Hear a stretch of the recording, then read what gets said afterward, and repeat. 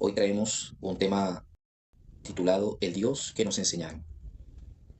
En uno de los videos anteriores, en uno de los videos con los cuales que les compartí anteriormente, hablamos acerca de la importancia de reanalizar los conceptos, de analizar de nuevo ese concepto de Dios que nos transmitieron las religiones tradicionales. Las religiones tradicionales nos transmitieron un concepto de Dios, de lo que es Dios. Y nos dijeron que este Dios que nos habían enseñado, este Dios celoso, este Dios fuerte, este Dios que era misericordioso en algunas ocasiones y en otras no, ese Dios de la Biblia, ese Dios de las religiones, era el Dios al cual nosotros debíamos seguir. Pero llega en este tiempo la necesidad de comenzar o de reanalizar todos esos conceptos que nos han sido transmitidos, todos esos conceptos que nos han sido compartidos por las religiones tradicionales. ¿Es cierto, será verdad todo lo que nos dijeron acerca de Dios, acerca de Jesús, acerca de estos conceptos, de estas doctrinas, de estos dogmas que nos fueron transmitidos, que nos comenzaron a transmitir a lo largo de nuestras vidas? Y me llama mucho la atención un libro que he estado leyendo acerca de un filósofo. No voy a decir el nombre en este momento para que... No voy a decir el nombre de esta persona en este momento, de este filósofo, del cual es autor de este libro, para evitar quizás esos prejuicios, porque hay muchos prejuicios que existen en las personas. Cuando tú vas a leer el libro de alguien o vas a hablar de un filósofo o de una persona que expuso un punto de vista y dices el nombre o dices la fuente, inmediatamente comienzan a nacer los prejuicios. Y mucho más si en la mente, en el pensamiento que tienes en la actualidad, tu mente está sesgada a un punto de vista religioso, a un extremo religioso, a un extremo de pensamiento religioso. Estos extremos de pensamiento religioso hacen que las personas hagan prejuicios de las enseñanzas o hagan prejuicios de los puntos de vista que se transmiten, ¿no? Él dice acá, le hacen una pregunta en este libro, le dicen, cuando dices que Dios no existe, ¿qué quieres decir? Cuando dices que Dios no existe, ¿quieres decir que eres ateo? Y esto fue una pregunta que también me hicieron a mí en uno de los live a través de YouTube. Una de las preguntas fue esa. ¿Eres ateo? ¿Por qué hablas de las tres religiones? ¿Por qué dices que las tres religiones son las culpables del caos que existe en el mundo? ¿Por qué las tres grandes religiones, el Islam, el judaísmo, el cristianismo, son culpables del caos? Digamos, las religiones monoteístas han traído caos al mundo, han traído caos a la humanidad. ¿Por qué? Porque los conceptos que han transmitido, los conceptos que han compartido a la humanidad, son conceptos totalmente tergiversados, conceptos totalmente torcidos. Y hablábamos de que el concepto de paz, el concepto de amor, el concepto de libertad, todos estos conceptos que nos enseñaron son conceptos totalmente tergiversados. Si vemos en el cristianismo nos habla de una especie de un Dios amoroso que todo lo puede, un Dios que ama a la humanidad, pero por otro lado es un Dios sectario, es un Dios que si tú no sigues sus requerimientos, si tú no sigues su patrón, si no estás dentro de su religión, dentro de su sistema, entonces te ofrecen el infierno también. Si vemos en el judaísmo te hablaba de un Dios misericordioso, pero que también era iracundo, un Dios que era tardo para la ira, es decir, no es que no tenía ira, sino que la tenía muy escondida y en el momento indicado también la sacaba a relucir.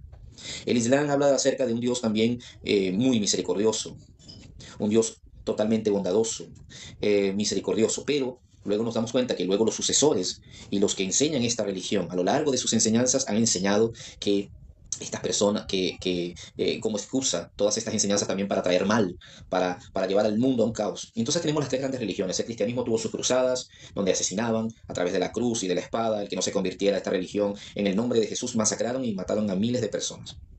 Luego el Islam a través de su yihad, y ahora vemos dentro del judaísmo, dentro de la tierra de Israel, donde hay digamos, un nuevo judaísmo mezclado con una ideología política cajanista, se llama esta ideología, ya lo publicamos en el canal de YouTube, publicamos un pequeño video acerca de esta doctrina o esta ideología política llamada cajanismo, en la cual es la que siguen estos líderes de este nuevo Estado de Israel, y el cristianismo, o las personas cristianas incautas, iluminadas o estas personas que están totalmente ilusionadas con un retorno de Jesús, con la venida de un Mesías a la tierra. Entonces creen que todo lo que está sucediendo en el Medio Oriente es parte es parte de las profecías que se decían en la Biblia, pero no se dan cuenta que están apoyando, es la barbarie, están apoyando, es la locura total. Entonces el cristianismo, junto al sionismo, al judaísmo y junto al islam, están llevando al mundo a un caos tan terrible, que nace una decepción en las personas. Entonces, ¿quién es Dios?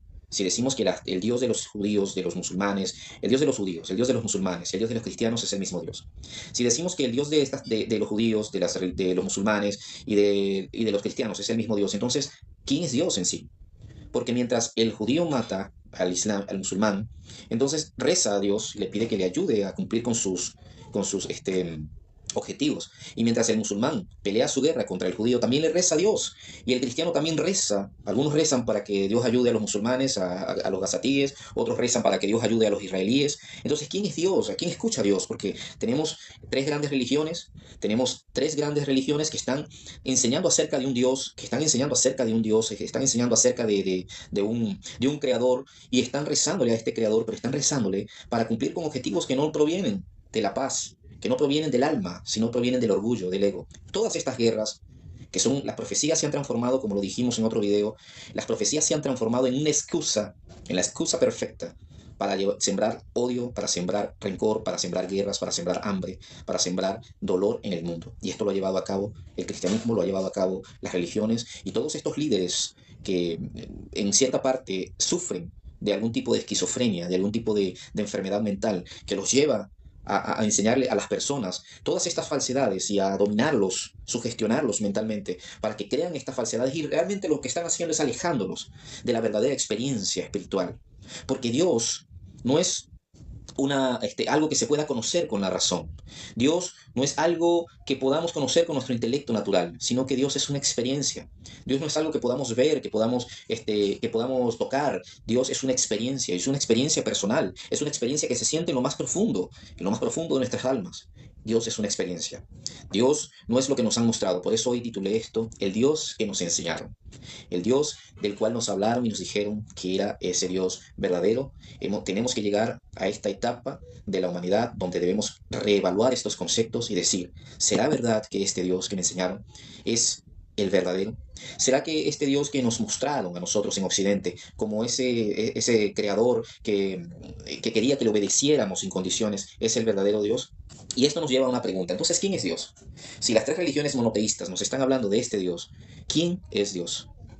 ¿Quién es Dios en sí? Este filósofo dice que cuando le preguntaron que si creía en la existencia de Dios, esta persona que le hacía la pregunta le decía, si dices que Dios no existe, entonces quieres decir. Y este filósofo le responde, lo que más me llama la atención es que le responde y le dice, no soy ateo, pero tampoco soy teísta. Y él habla de los dos extremos. Habla del extremo ateo y del extremo teísta. Los une en un mismo núcleo. ¿Por qué? Porque el ateo defiende su punto, y él hablaba también en este libro, de un hombre que años tratando de demostrar que Dios no existía. Tenía 30 años discutiendo con los religiosos, discutiendo con sus amigos, con los intelectuales, discutiendo con ellos para demostrarles a todos ellos que Dios no existía. Y él le decía, tienes 30 años tratando de demostrarle a tus amigos, de demostrarle a las personas que Dios no existe. ¿Cuál es tu razón? ¿Cuál es tu objetivo? Porque si no existe, entonces a la final tendrás 30 años, 30 años de tu vida perdidos, porque trataste de demostrarle a la gente que Dios no existía, pero perdiste todo tu tiempo. Porque si no existía, entonces, ¿cuál era la razón? ¿Cuál era el objetivo de tu vida? Y si existe y lo negaste, entonces tampoco tendrás la oportunidad de pedirle perdón por haberlo negado. Entonces, prácticamente toda tu vida habría girado en torno a un objetivo sin ninguna razón, sin ninguna una meta concreta, mejor dicho, sin ningún propósito existencial, una pérdida totalmente de tiempo. Entonces el ateo que se esfuerza en su vida por decir, no creo en Dios y te lo voy a demostrar, y si Dios existe, ¿por qué hay tanta muerte? ¿Por qué hay tanta hambre? ¿Por qué hay niños que están muriendo? ¿Por qué tantos niños mueren en Gaza? ¿Por qué tantos niños mueren en el Congo, en el África? ¿Por qué tantos niños mueren en Ucrania? ¿Por qué hay tantas muertes en las guerras? Entonces, Dios no existe. Por eso, porque si Dios existiera, entonces no hubieran guerras, no hubiera muerte, no hubieran niños muriendo de hambre. Entonces, es muy fácil llegar a esta conclusión. Y luego, si dice la otra persona la otra persona que es creyente y que dice yo creo en Dios y pelea con todo el mundo y sale a hacer un proselitismo religioso, sale a la calle a entregar panfletos, volantes o como se les diga, diciéndole a todo el mundo cree en Dios porque Dios te está esperando, Dios te necesita y si no crees en Dios te vas a ir al infierno o los demonios te van a atacar o te van a hacer daño. Y estos dos extremos, volvemos al punto, el ateo que se niega a creer en la existencia de un ser supremo y el que defiende a capa y espada la existencia de un Dios que tampoco ha podido experimentar. Tampoco ni el ateo tiene una experiencia espiritual, porque esa experiencia solamente se puede lograr a través de la meditación, a través de una experiencia espiritual interior. Experimentar esa paz profunda y no es sentarse y cerrar los ojos y meditar, decir y tratar de demostrarle al mundo que tú estás envuelto en una cápsula una cápsula de paz. No, no, no. Eso va más allá, es una experiencia más profunda. Entonces ambos, tanto el ateo que se niega y dice que no existe Dios como el que defiende la existencia de Dios a capa y espada, los dos están dentro de los dos extremos y son parte del mismo juego. Pero existe algo en el medio. Y en el medio existe la existencia verdadera, la libertad verdadera, la paz verdadera, la felicidad verdadera. Porque la felicidad verdadera, la paz verdadera y todas estas sensaciones espirituales reales no están ni en el extremo religioso, fanático, que defiende la existencia de un Dios que ni siquiera ha experimentado realmente, ni tampoco está en la experiencia, o mejor dicho, en el fanatismo de un ateo que trata de negar por todos los medios que la razón es lo más grande y que luego de la muerte ya no existe nada más. Ambos son parte de un mismo juego de fanatismo. Pero el rebelde espiritual, el verdadero buscador espiritual, no está en ningún extremo, ni en el extremo del fanatismo, ni en el extremo del ateísmo, ni es teísta, ni es ateo, sino que está en busca de una experiencia verdadera. Hablábamos acerca de de una parte de lo que nos enseñaron a nosotros en Occidente de que es Dios. La raíz de la palabra Dios es Zeus. Zeus era un dios griego. Zeus, Deus, Teus, viene todo de esta palabra Dios o Zeus, el dios del Olimpo, ¿no? Y esto es lo que nos transmitieron a nosotros. A la final, todas las enseñanzas bíblicas comenzaron a mimetizarse con las enseñanzas griegas y con los dioses griegos. Y a la final lo que recibimos en Sudamérica, 2000 años después o 1500 años después de la creación del cristianismo, fue ya una religión compuesta por muchas creencias y por muchas enseñanzas de otras y mitos de otros pueblos, como el mito greco-romano, dioses egipcios, dioses persas, dioses griegos, dioses de los galos, de todas esas tribus europeas que comenzaron a unirse, a mezclarse a través de esas conquistas del cristianismo en Europa. Y cuando llegaron a América, nos impusieron la creencia en ese Dios a la fuerza, a nuestros antepasados aborígenes de Sudamérica, como hablábamos en otra clase. Perdón, hubieron 300 millones de aborígenes asesinados en lo que viene siendo lo que se llamó la conquista. Era un genocidio terrible, ¿no? ¿Y cuál era la excusa perfecta de estos conquistadores, entre comillas, descubridores digamos, amos de la humanidad de ese tiempo, de estos imperios? Era que los aborígenes americanos no teníamos alma, éramos personas, los sudamericanos, todos los aborígenes eran personas que no tenían alma, sino que no eran casi humanos, pero no tanto. Entonces tenían el derecho divino dado por Dios. Y esto no lo estoy diciendo yo porque quiero, sino que hay evidencias históricas, hay evidencias, puedes buscarlo, como decíamos en otra clase, el que es ignorante en este tiempo es porque quiere, porque desea hacerlo. Pero hay evidencias claras de que esta excusa que tenían los conquistadores al llegar a las Américas era precisamente que ellos tenían la responsabilidad divina de evangelizar a los indios norteamericanos, suramericanos, centroamericanos, todo lo que venía haciendo desde Estados Unidos hasta la Patagonia. Ellos tenían la obligación moral de evangelizarlos y de enseñarles el cristianismo, porque de otra manera estarían incumpliendo el mandato divino. Entonces, este Dios que nos mostraron era un Dios a la fuerza, un Dios que si tú no creías eras consumido por el fuego divino, y si tú no creías ibas al infierno. Pues estos mitos y todas estas invenciones no son una realidad, no son la experiencia a la que realmente tú, como persona, como hombre, como envase, contenedor de una chispa, de una luz divina, debes creer. Porque ese Dios que nos mostraron, ese Dios de temor, ese Dios de miedo, que nos inculcaron en América, en Europa, a través del cristianismo, a través de la espada, es un Dios que realmente está siempre dispuesto es a castigar. Y a través del miedo y a través del temor, y a través del pecado, y de todas estas leyes y juicios, te hicieron dudar de lo que tú eres como ser humano, como ser espiritual. Las capacidades que tú tienes para tomar tus propias decisiones. La la verdadera libertad espiritual, para avanzar en pro de una búsqueda pura, de una búsqueda sincera, de una conexión sincera con ese ser supremo, con ese ser infinito. Entonces, ¿qué quiere decir que no soy ateo ni soy teísta?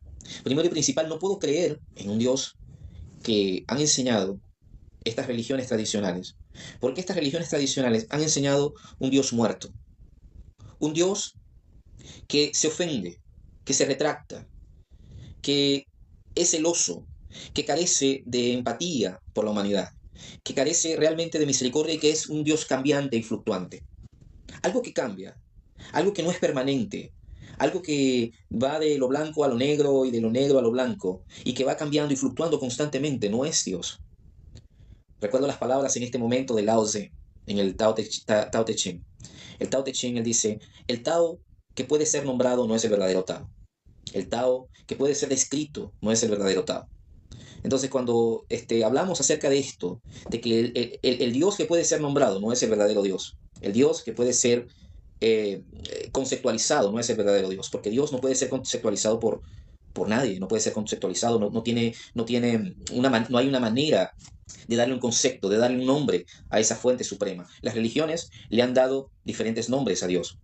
En el cristianismo se cree que Jesús es Dios y han dicho que Jesús es el Hijo de Dios. En el judaísmo se dice que Dios tiene muchos nombres. Tiene el nombre de Hashem, tiene el nombre de Elohim, el nombre de Yahvé y así sucesivamente. Dentro del Islam se le dice Alá. Pero en sí, estas religiones que enseñan acerca de Dios y le dan diferentes nombres, ¿será que están realmente dirigiéndose a esa fuerza suprema e infinita?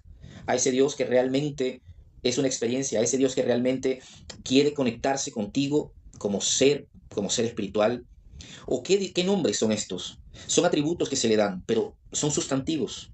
No son realmente una experiencia de continuidad espiritual. No son realmente lo que este ser supremo no puede ni siquiera llegar a ese nivel de conceptualizar realmente quién es este ser, quién es este creador infinito. Entonces, dice acá, ¿por qué no existe este Dios? Porque si tú le das existencia a Dios, si tú dices, Dios existe como un ente, como una persona, si tú le das una existencia a este ser supremo, contigo, si Dios llegara a existir en esta materialidad, en este mundo físico, ya no sería el creador, porque todo lo físico, todo lo que tú puedes percibir con tus ojos, todo lo que tú puedes conceptualizar, todo lo que tú puedes nombrar, todo lo que tú puedes darle características, está dentro de lo existente, de lo físico. Y todo lo que puedes conceptualizar, todo lo que puedes nombrar, todo lo que puedes tocar y palpar es impermanente y va a desaparecer. Pero si vamos más allá y tratamos de conectarnos con esa fuente real, con esa fuente que no puede ser conceptualizada, que no puede ser nombrada, que está más allá del concepto, de la razón, ¿a dónde llegaríamos? Llegaríamos a una simple palabra que se dice nada. Llegaríamos a la nada. Llegaríamos al infinito, o mejor dicho, más allá del infinito. Llegaríamos a ese nivel de la nada. En la Kabbalah, en esta disciplina espiritual llamada la Kabbalah, no se le llama a Dios Yahvé, Yahweh, Jehová, Jesús, no se le llama a Dios de ninguna manera. Se le llama a Dios la Or Ein Sof. Es decir, en la Kabbalah, esa región, ese nivel donde habita Dios, o mejor dicho, no habita, porque al decir tú que Dios habita, tú estás creando una personalidad. Y cuando tú creas de Dios una personalidad, estás trayendo a esa fuente suprema al nivel de la existencia, tal como nosotros la percibimos. Ese nivel de la no existencia, dentro de la Kabbalah, de la sabiduría mística de la Kabbalah, se le llama la Or Ein Sof. Or es luz. Ein Sof es la luz infinita, la luz misteriosa, oculta. Es decir, ni siquiera los sabios cabalistas se atrevieron a darle un concepto o un nombre a Dios, sino que dijeron es una luz infinita que está más allá de todo. Los sabios, para tratar de explicar, porque no es ni siquiera una realidad, no es algo comprobado, sino es una hipótesis, para tratar de comprobar por qué entonces esa luz infinita, ese ser supremo que está oculto en todos los mundos, ¿cómo llegamos nosotros a existir? ¿Cómo llegamos a existir si esa fuerza suprema que estaba más allá de todos los mundos es inaccesible a todo ser humano? Y los sabios de la Kabbalah hablaban en la sabiduría de la Cábala, hablaban de que se crearon mundos, 4 mundos a través de los cuales la luz infinita, que era súper poderosa, una luz que iba más allá, es más, la luz es una alegoría también, según ellos, porque no se podría ni siquiera comparar esa existencia como luz, porque la luz quedaría pequeña delante de esa existencia. A medida que iba bajando, que iba descendiendo de mundo en mundo, la luz se iba ocultando. Ese proceso se llama el proceso de ocultamiento, hasta llegar a nuestro mundo. Y en este mundo, el mundo más bajo de todos, el mundo de la materia, donde el ocultamiento de la luz era mayor, se creó todo lo material. Y dentro de lo material se creó también la dualidad, se creó los mundos duales, se creó el bien, se creó el mal. Esta es la hipótesis dentro de la Cábala. Pero al final, todo esto queda como una hipótesis. ¿Y dónde debe ser realmente, dónde debe estar o radicar la búsqueda tuya como persona? ¿Dónde debe estar la búsqueda realmente afianzada? La búsqueda no debe estar en ninguno de los extremos, ni negar la existencia de Dios, ni negar la existencia de la divinidad, no le llamemos más Dios, ni afianzarse en enseñarle a todos de una manera radical que sí existe, porque ambos bandos están peleando. El que no cree en la existencia de Dios y el que cree en la existencia de Dios, ambos son parte de los extremos. Pero el buscador espiritual no está buscando en ningún extremo. El buscador espiritual no está buscando en el extremo del ateísmo, ni en el extremo del deísmo, tratando del teísmo, tratando de obligar a las personas a creer en Dios, sino que el verdadero ser espiritual está buscando dentro de sí. El verdadero ser espiritual está buscando dentro de su alma, dentro de su ser, porque es dentro de nuestro ser donde nos podemos encontrar con esa fuente suprema, con esa fuente infinita. Y dice así, cuando Dios dice, dice, cuando dices que Dios no existe, ¿quiere decir que eres ateo? Dios no existe, pero eso no quiere decir que yo sea ateo. Ciertamente no soy teísta. Estoy diciendo que Dios no existe, pero eso no significa que debas saltar al lado opuesto del ateo. El ateo también dice que Dios no existe, pero cuando lo digo yo, hay una inmensa diferencia entre mi afirmación y la del ateo, pues al mismo tiempo yo digo que existe la divinidad. Asimismo comienza a decir, Epicurio, Marx y otros ateos no estarían de acuerdo con esta idea. Para ellos negar a Dios significa negar la conciencia. Para ellos negar a Dios quiere decir que el mundo es solo materia y nada más. Y todo aquello que se percibe como conciencia no es más que un subproducto de la combinación de ciertos elementos de la materia. Solo un subproducto. Si separas esos elementos, el subproducto desaparece. Es exactamente como un carro de bueyes que se le quitan las ruedas, se le quitan las otras partes, y cada vez que lo haces puedes preguntar, ¿este es el carro de bueyes?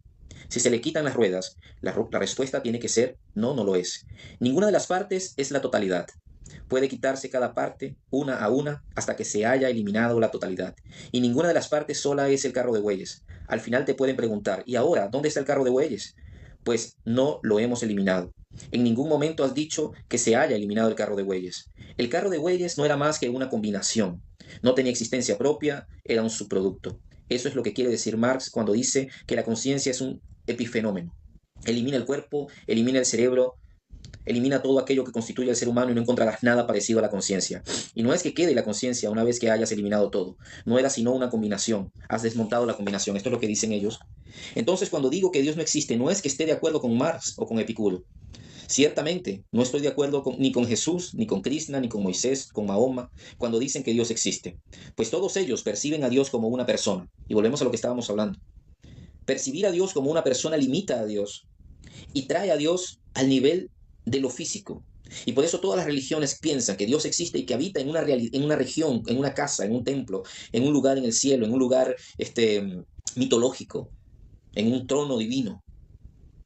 Y es allí donde vamos. Este Dios, como persona, carente de esa divinidad real, ese ser carente de divinidad real, ese Dios como una persona que cambiante, que tiene emociones, que se arrepiente, que se aira. Ese no es nuestra visión. Ahora, pensar que Dios es una persona es solo un producto de la imaginación. El Dios de los chinos tiene el rostro de un chino. El Dios de los africanos tiene el rostro de un africano. Y ciertamente el Dios de los judíos debe tener la nariz judía. No puede ser de otra manera. No es más que una proyección. Atribuirle personalidad a Dios es solo tu proyección. Ahí, ese Dios, en el Mediterráneo, en esa parte de Centroasia, era un hombre de piel de tez oscura. Y nos los mostraron a nosotros conforme a la visión de los occidentales conforme a la visión europea. Porque es su cosmovisión, es su forma de etiquetar, de enmarcar y de traer a Dios al nivel de persona. Y de la misma manera vi en estos días un documental donde aparecía en una de las Biblias más antiguas, dentro de los judíos yemeníes, donde aparecen, o mejor dicho, dentro de los cristianos yemeníes, perdón, un Nuevo Testamento donde aparece Jesús de color negro, como africano. Entonces, la cosmovisión que tenemos de traer a Dios dentro del rango de persona es lo que ha limitado a Dios y lo que ha traído que estos grandes líderes religiosos también digan, bueno, Dios se arrepintió de haber creado al hombre, Dios se aira cuando tú le fallas, Dios te juzga cuando tú pecas, es un Dios de terror si tú haces lo malo. Y esto no es lo que realmente se quiere transmitir a través de estas enseñanzas. Cuando digo que Dios no existe, estoy negando la personalidad de Dios, o sea, Dios como persona. Estoy diciendo que no hay Dios, pero que hay una enorme santidad. Esa es una energía impersonal, energía pura. Imponerle alguna forma es grotesca. Le estás imponiendo tú esa imagen a Dios.